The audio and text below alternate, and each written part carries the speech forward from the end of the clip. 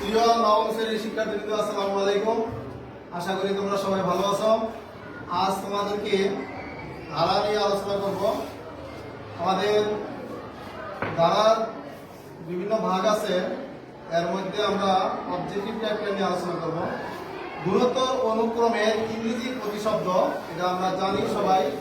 আমরা আবার বলি, গুণোত্তর অনুক্রম ইংরেজি প্রতিশব্দ হচ্ছে জিওমেট্রিক সিকোয়েন্স। আর গুণোত্তর অনুক্রমের এনতম পদের সূত্র বলতে পারবে? গুণোত্তর অনুক্রমের এনতম পদের সূত্র হচ্ছে কি? a r to the power n minus 1। আর গুণোত্তর অনুক্রমের সাধারণ অনুপাত r দ্বারা প্রকাশ করে। অনুপাত হলো রেশিও, এজন্য r দ্বারা প্রকাশ হয়। অনুপাত যদি বের করি, দ্বিতীয় পদকে প্রথম পদ দ্বারা কি করব? ভাগ করব। সমান্তর ধারা, এবার হলো সমান্তর অনুক্রম যদি হয়, এটা সাধারণ পদ অথবা এনতম পদের সূত্র হচ্ছে কি? a plus n minus